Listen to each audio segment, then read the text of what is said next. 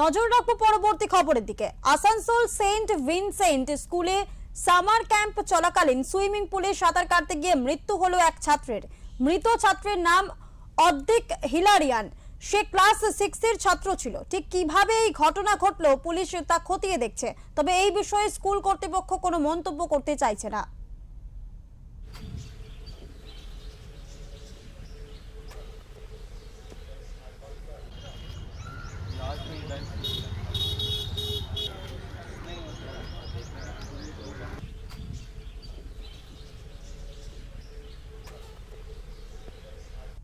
ছেলেও ওখানেই সুইমিং করে, আমাদের প্রত্যেকের ছেলে সুইমিং করে, শুধু এই বছর করছে না, আগের বছরও করেছে। কারণ এই ধরনের ইনসিডেন্ট হলো কেন, এটা না ওখানের পরিস্থিতি না দেখলে বোঝা যাবে না।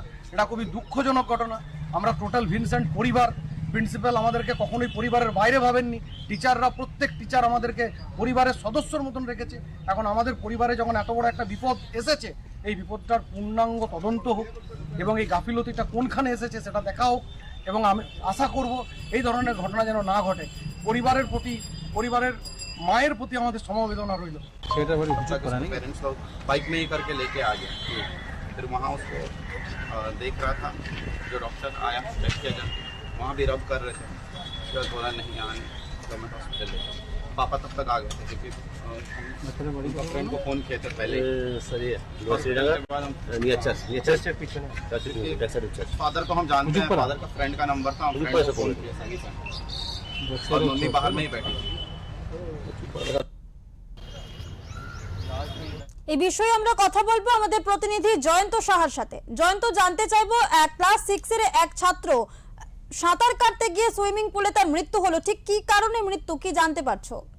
দেখো, তোমরা জানিয়ে দিই আসানসোল সেন্ট ভিনসেন্ট স্কুল আছে, সেখানে সুইমিং পুল আছে, সেখানে বাচ্চাদেরকে সামার ক্যাম্প করানো হয়, মানে বাচ্চাদেরকে সাঁতার শেখানো হয়, সেরকম বরাবর হয়ে আসছে। এটা স্কুলের স্কুল ছিল, কিন্তু আজকে এই সামার ক্যাম্পে একটা বাচ্চা 11 বছর বয়স, অদ্দিক হিলারির নাম আছে, অদ্দিক হিলারি, ও সাঁতার শিখছিল, তখনই এই ঘটনাটা ঘটে। তাকে হাসপাতালে নিয়ে গেলে মৃত্যু হয় এমন জানতে পারা যায়। কিন্তু আমাদের প্রশ্ন বা অন্যান্য ছাত্র যারা আছেন, তাদের যারা অভিভাবকরা আছেন, তারা বারবার প্রশ্ন করছেন যে আমাদের ছেলেরাও এখানে সাঁতার থেকে কিভাবে এরকম ঘটনা ঘটতে পারে। যেখানে ট্রেনার উপস্থিত রয়েছে, যেখানে যে শিখায়, সাঁতার শিখায় ট্রেনার, সে থাকতে এরকম ঘটনা ঘটলো কেন, এই নিয়ে কিন্তু ব্যাপক চাঞ্চল্য ছড়িয়েছে এলাকাতে। তারা প্রশ্ন, সাধারণ যারা অভিভাবকরা আছে তারা কিন্তু প্রশ্ন তুলেছেন। অন্যদিকে স্কুল কর্তৃপক্ষ কিন্তু সেরকম ভাবে খুলে কিছু বলতে চাননি, ব্যাপারটাকে নিয়ে একটা চুপচাপ হয়ে যাওয়ার মতনই হয়ে আছে। অন্যদিকে ঘটনাস্থলে দক্ষিণ থানা পুলিশ পৌঁছেছে, দক্ষিণ থানা পুলিশ তদন্ত করেছে।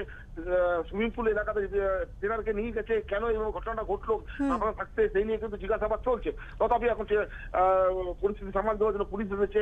এবার আসানসোল জেলা হাসপাতালে সেটি ময়নাতদন্ত করা হবে, তারপর সঠিক জানা যাবে কি ঘটনা ঘটলো, কেন মারা গেল এই সুইমিং পুলে।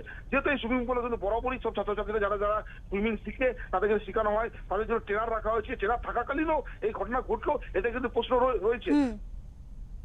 জয়ন্ত, জানতে চাইবো যে মৃত ছাত্রের পরিবারের লোকজন কি বলছেন? পরিবারের সঙ্গে সেরকম কথা বলতে পারে, পরিবার শোকাহত, একদম মা বাবা ভেঙে পড়েছে 11 বছরের ক্লাস 6 ছেলে মারা যাওয়াতে। কিন্তু যেটা আমরা বুঝতে পারছি, পরিবার থেকে এই গাফিলতির একটা অভিযোগ তুলছে স্কুলের বিরুদ্ধে।